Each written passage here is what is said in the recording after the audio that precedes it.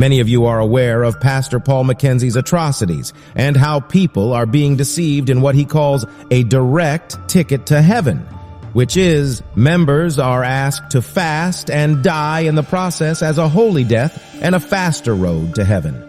Some members really knew what they were going in for. A recent report has it that one even left a note for the family before disappearing to the forest. I will go into details of this shortly, and also I've made a video extensively on Pastor Mackenzie's evils already. If you haven't watched it, click on the card at the corner of the screen to watch it first before you come back to this one. In this video, I want to take you behind the scene. Let's look at the deceptions, his victims, and what the families left behind have to say. At the end of this video, you will understand the evil schemes and tactics of the devil, which will guide you from falling into such deceptions. As we begin, let the words of Jesus in Matthew 24, verses 24 to 26 reflect in your heart, which says, "For false messiahs and false prophets will rise up and perform great signs and wonders so as to deceive, if possible, even God's chosen ones." See, I have warned you about this ahead of time. So if someone tells you, "Look, the Messiah is out in the desert," don't bother to go and look. Or, "Look, he is hiding here." Don't believe it. One of the heartbreaking stories out there is that of Betty Agenta Charles. This is Betty, a high-flying air hostess who quit her 11-year job, sold her land for a whopping 7 million Kenyan shillings, and donated it all to the Malindi cult leader, Pastor Paul Mackenzie. But that's not all. She then decided to fast after being promised that she would meet Jesus. Betty, who worked for a major airline in Qatar, is said to have joined the cult after the death of her son. How does someone with such a promising career abandon all and decides to fast in a forest? It really slaps my understanding of how intelligent people get brainwashed. Just look at her. The information posted on Facebook, believed to originate from her sister, says Betty's son, Jason, allegedly died while fasting with his grandparents while Betty was away working in Qatar. Devastated by the news, Betty returned to Kenya for the burial but disappeared soon after. Her sister from Umoja, Nairobi, claims that Betty left an emotional letter to her husband-to-be before leaving, hinting that she may never return. This is what the short letter she left behind says. "Hello, Abus. I'm so sorry to have left, but maybe this was our destiny.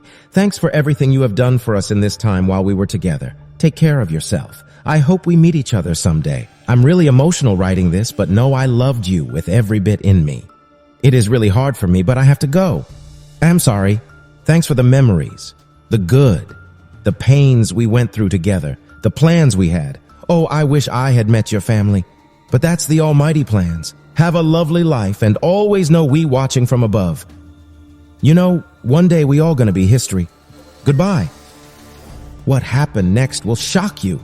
Betty sold all her belongings, packed up her remaining kids, and headed to Malindi. They were all going to meet Jesus on the 8th of April. But did Betty really meet Jesus? What happened to her after that? The family has been looking for her since she suddenly disappeared. She left an awesome career that so many people envy. This is one of the many reasons many believe that these people were under a spell because she was a high-income earner.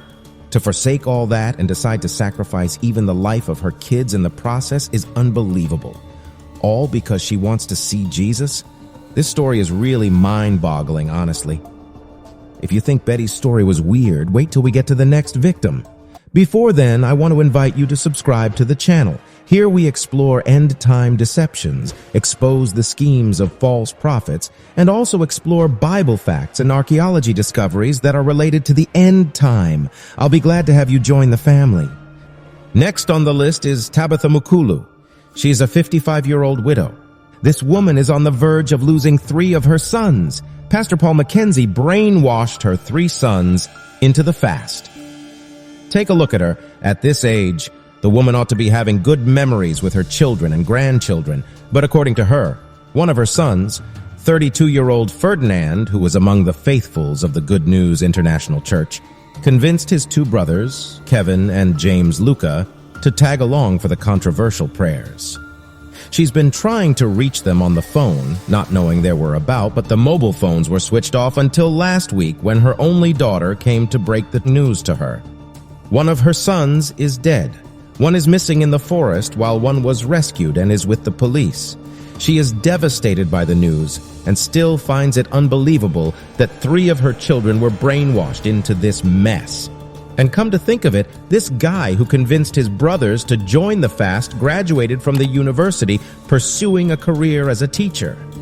That's to remind you that the victims of Paul Mackenzie were not village illiterates, but most of them are educated people. Betty was educated.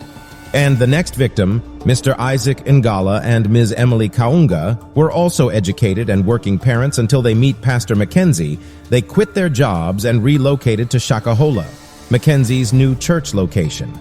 They commenced fasting and also locked up 3 of their kids, starving them. Police rescued one of the kids, who later revealed that their mother locked and starved them, and she also suffocated the other 2 to death. She and the husband buried the 2 kids in a shallow grave. This is hard to imagine, that a mother would kill her kids with her hands and bury them just because she wants a quick ticket to heaven. She buried them in a shallow grave. And 5 bodies, believed to be belonging to one family, were found in one grave. A man, a woman, and 3 children in one grave. That's like a family ticket to heaven, really sad.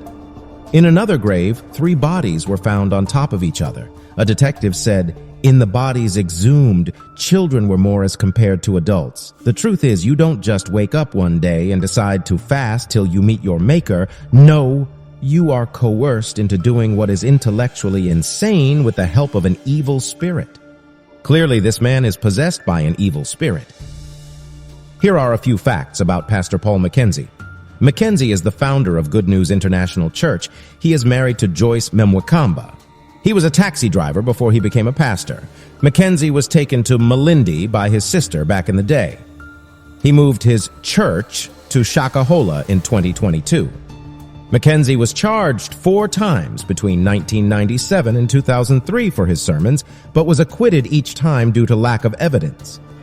Mackenzie's fishy activities were first flagged by Mayungu Children Rescue Center in 2017, which also led to about 93 children being rescued from Mackenzie's church. He and some church members were arrested. In October 2018, angry residents in Magarini, Kilifi County demolished one of his churches. In 2019, Mackenzie was arrested for inciting the public against registration for Huduma Namba by likening it to the number of the beast. The church purports to be followers of the end-time message of William Branham. Throughout his healing revivals, Branham was accused of committing fraud by investigative news reporters, fellow ministers, host churches, and governmental agencies. With all the evidence, Paul Mackenzie is a false teacher, and it's common for false teachers to cover and color their dangerous principles and soul impostures with very fair speeches and plausible pretenses, with high notions and golden expressions. Many in these days are bewitched and deceived. 2 Timothy chapter 4, verse 3-4. For the time will come when people will not put up with sound doctrine. Instead, to suit their own desires, they will gather around them a great number of teachers to say what their itching ears want to hear. They will turn their ears away from the truth and turn aside to myths.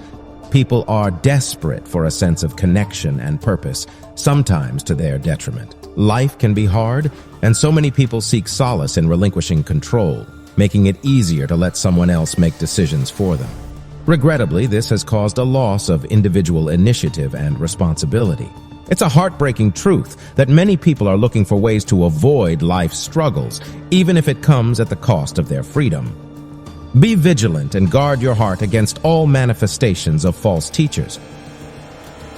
Do you have any story or experience related to Paul Mackenzie? Please share it in the comment section. Don't forget to subscribe to this channel for more interesting videos. Thanks for watching.